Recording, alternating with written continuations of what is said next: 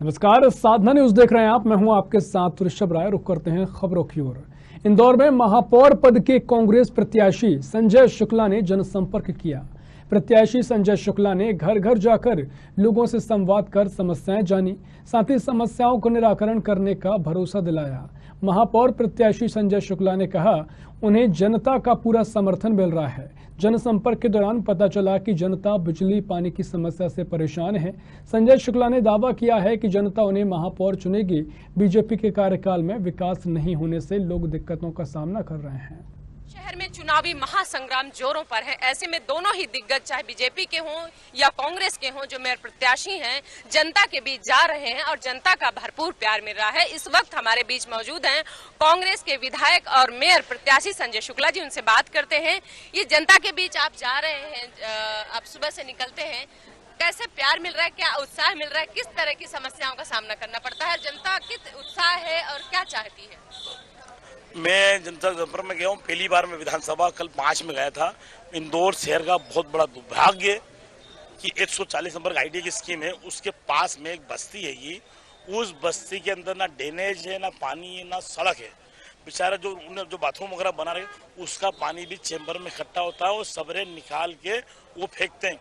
मैं आपसे भी निवेदन कर रहा हूँ, वो जाके देखिए, ये स्थिति तो गाँव में भी नहीं है और वहाँ पर 1000 परिवार रहते हैं वहाँ पे। ये इंदौर का दुर्भाग्य है कि इंदौर हर चीज में नंबर 1 आ रहा है, भले सामाजिक हो, राजनीतिक हो या सफाई के नंबर, परंतु ऐसा शहर पहली बार देखा है। 151 नंबर स्कीम के 114 नंबर 140 स्कीम के पास में जगह है, जगह नाम आपको दे सकता हूँ मैं, 140 से लगी हुई है, बस्ती है, उसके अंदर कुछ नहीं है। तो ये इंदौर का बहुत बड़ा दुर्भाग्य है। ऐसी भी कई कॉलोनियाँ, बस्तियाँ हैं जहाँ पानी के लिए हाहाकार मचा, पानी नहीं पहुँचा और चेंबर की सफाई नहीं होती है, सड़कें नहीं है, लाइट नहीं है, परंतु कोई बोलने वाला नहीं। भारतीय जनता पार्टी के पार्षद या नेता लोग, अधिकारी और नेता मिलकर जो भ्रष्टाचार कर रहे हैं, आप सब खुले रूप से दिख रहा है। इसका उदाहरण सबसे बड़ा वो दिल्ली का है। दिल्ली में आप देखिए, पानी, बिजली फ्री, सब फ्री है, तो पैसा कहाँ से आ रहा है? जो सब पब्लिक देती है उसी में काम कर रहे हैं। तो इंदौर का जो पब्लिक का बर्बाद हो रहा है, वो बर्बाद मैं नहीं होने दूंगा और उससे चौमुखी विकास करूंगा। क्योंकि एक ही पैसे को 4 बार लगाया जा रहा है। पहले सड़क बनाई जाती है, फिर उसको खोदी जाती है, फिर ड्रेनेज बनाई जाती है, फिर नर्मदा लाइन डाली जाती है, फिर सड़क बनाई जाती है। तो मैं आपने चेंबर की बात कही, क्योंकि आपने देखा कि हम पिछले 6 बार से इंदौर का नंबर 1 तगमा लगा रहे हैं और वाहवाही लूट रहे हैं। ऐसे में जब आप गए हैं जमीनी स्तर पर, तो मतलब ये समस्या आना ही तो अपने आप में बड़ी बात है कि आज जब कहते हैं कि हम स्वच्छ और सोच में नंबर 1 जो आए थे कि ऐसी कोई समस्या नहीं, लेकिन ऐसे में ऐसी चीजें होना, ड्रेनेज की, ये सारी चीजों की सर, मैं बिल्कुल बोल रहा हूँ, 140 स्कीम बस्ती लगी हुई। आप भी जाएं और जितने मेरे मीडिया के लोग हैं वो सब जाके देखें वहाँ पर बेचारे लोग कैसे रहते हैं। सड़क नहीं है, लाइट नहीं है, बिजली काट दी गई है। कल परसों बिजली काट दी है क्योंकि वो कांग्रेस को वोट देते हैं। वहाँ पर ड्रेनेज नहीं है, सड़क नहीं है, पानी नहीं है, वो बेचारे ऐसे ही रहते हैं। यहाँ तक कि जो पानी, ड्रेनेज का पानी वो खड्डे में भरते हैं, उससे बाहर फेंका जाता है। ये इंदौर के लिए बड़े दुर्भाग्य की बात है और हम कहते हैं इंदौर नंबर 1 है, परंतु इंदौर नंबर के नाम पे जो इंदौर में भ्रष्टाचार हो रहा है, लोग पेवर के नाम पे 5 बार पेवर लगा रहे हैं और ड्रेनेज काम नहीं कर रहे हैं, सड़क नहीं बना रहे, लाइट नहीं लग रही। लाइट का 80,000 का टेंडर आया, वो कहाँ गया? आपने नाला टेपिंग के मामले में जो 600 करोड़ रुपया वो पूरा बर्बाद हो गया। अब इंदौर शहर नदी बनने वाला है। अभी 3 महीने से पानी के लिए हाहाकार मचा हुआ। पानी के लिए 700 करोड़ रुपया आया था 2020 के अंदर, वो कंप्लीट होना था, क्या 2022 हो गया तो कंप्लीट नहीं हुआ। ऐसा क्या है? सरकार का, सेंट्रल गवर्नमेंट का पैसा है, कोई देखने वाला नहीं, कोई नेता बोलने वाला नहीं।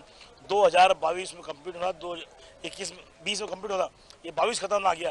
परंतु इंदौर से मेरी विधानसभा के अंदर भी आज भी लाइनें चालू नहीं हुई है, लाइनें डल गई है। ये सब भ्रष्टाचार हो रहा है और इसके खिलाफ हमारा एक भी जनप्रतिनिधि, भले महापौर हो, तो कोई भी जनप्रतिनिधि बोलने को तैयार नहीं है। आप कल 2 नंबर में गए थे और जो कल या परसों 2 नंबर आप गए थे, वहाँ पर जो नेता है हमारे, जो कहते हैं कैलाश जी, आपको उन्होंने कहा था कि बच्चा है, तो जब बच्चा उस एरिया में गया, उनके गढ़ में गया, तो किस तरह से लोगों ने स्वागत किया और क्या समस्याएं रही, जिसमें वरिष्ठ लोग, जो वरिष्ठ आप मानते हैं, तो उन्होंने क्या किया है, अभी तक क्या देखा आपने? नहीं, हमारे आदरणीय कैलाश जी के घर भी गया, आशीर्वाद लेने गया था। मैं रमेश मुंदला जी के घर भी गया था, आशीर्वाद लेने गया था, क्योंकि उन्होंने बोला मैं बच्चा हूँ, तो बच्चा उनने तो स्वीकार नहीं किया, परंतु इंदौर के शहर के लोगों ने स्वीकार कर लिया। मैं इंदौर का, मेरे माँ बाप हैं इंदौर, उन्होंने स्वीकार कर लिया ये हमारा बेटा है और उनको गर्व हो रहा है कि जब बेटा कोई अच्छा काम करता है तो हमारा ये बेटा है, उनको गर्व है। भले कोरोना महामारी हो या उच्चतम विकास की बात हो, कॉलोनी विद्युतीकरण की बात हो, विधानसभा 1 की बात हो, यहाँ तक कि कोरोना महामारी के अलावा धार्मिक कार्यक्रम की बात हो या धार्मिक हमारे कोरोना काल के अंदर लोग ज्यादा खिलाने की बात हो, हर चीज में ये नंबर 1 आया। तो इंदौर के जितने माता पिता को गर्व है। क्यों? जब गर्व होता है कि जब उसका बेटा कोई अच्छा काम करता है, तो इस बेटे ने वो काम करके दिखाया, तो उसी बेटे को मेयर बनाने के लिए तैयार है। और मेरे छोटे भाई, बड़े भाई और मेरे माता पिता सब तैयार है, क्योंकि उनके परिवार का कोई काम करता है तो उस गौरव के लिए तो मैं गिलास जी को धन्यवाद देना चाहूंगा कि उन्होंने बच्चा है और उसी बच्चे को इंदौर का मैं बच्चा हो गया हूँ, बेटा हो गया हूँ, क्योंकि मेरे माँ बाप ने मुझे जन्म दिया है। परंतु जो आज मान सम्मान मिला इंदौर के माँ बाप से मिला है, तो मैं उनके लिए जी जान लगा दूंगा। भले जान क्यों लगाना पड़े, जान तो पहले लगा चुका हूँ, परंतु ऊपर वाले की मेहरबानी रहा, मैं मरा नहीं, शहीद तो नहीं हो पाया। परंतु लोग बोल रहे थे कि भैया नाम लिखाइए, उसमें क्या बोलते हैं अपने पत्थर में नाम लिखाना है तो आप हार जाओगे। तो मैं तो बोला जब मैं उस टाइम शहीद नहीं हुआ, आज मेयर बनता हूँ तो इंदौर शहर में मेरा नाम कोई पत्थर पर नहीं लिखाएगा। आप कोरोना काल में इतना एक्टिव रहे, हर हॉस्पिटल में गए, मेडिकल जितनी सुविधाएं हैं देखी, तो मेयर बनने के बाद आप क्या सोचते हैं कि इंदौर की जो मेडिकल के क्षेत्र में क्या जरूरत है करने की और क्या होना चाहिए? इंदौर में मेडिकल के लिए बहुत कुछ जरूरत है। हर विधानसभा के अंदर मेडिकल होना चाहिए, तो जो है वो ढंग से इस्तेमाल नहीं हो रहा। स्कूल इंदौर के अंदर नहीं बने हुए, एमबाय है, एमबाय के अंदर सब पूरा बर्बाद करके रखा है, हम उसकी व्यवस्था करना चाहिए। दिल्ली में हर वार्ड वाइज अस्पताल बने हुए, वो व्यवस्था करनी है हमको।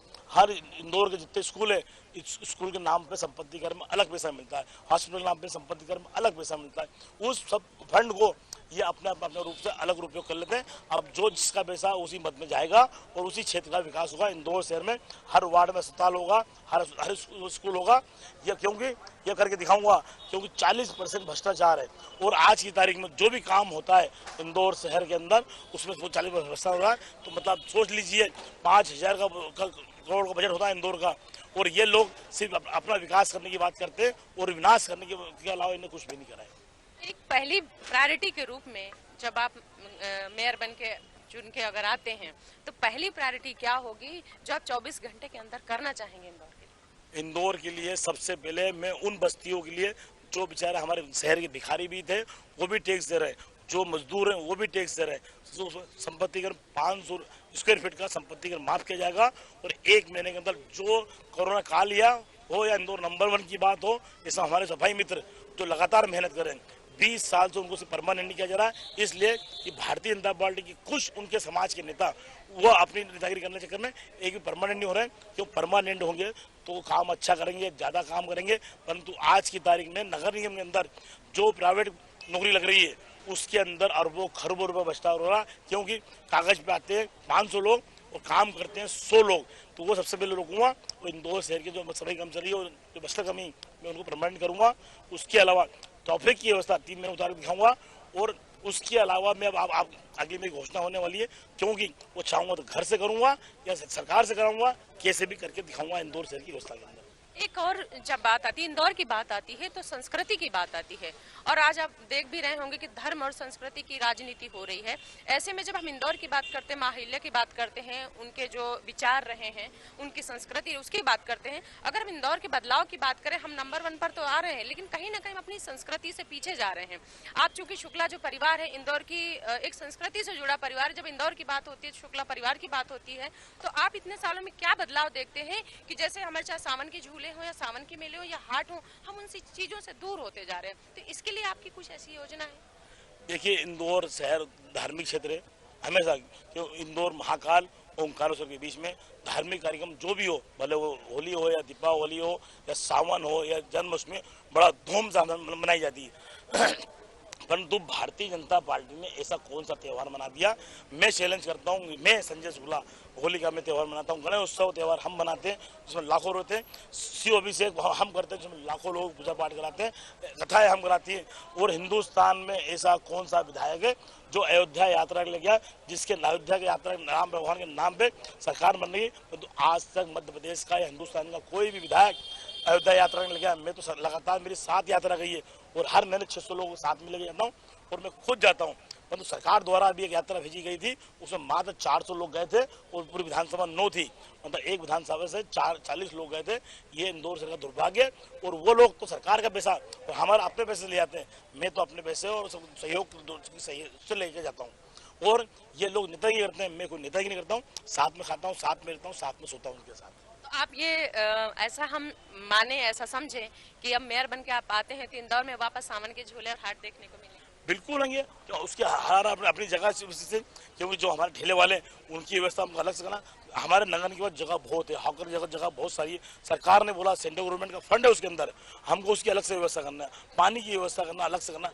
पैसा इसको पूछे, उस पैसे का भ्रष्टाचार हो रहा है, वो रोक दिया तो इंदौर का चौमुखी विकास हो जाएगा।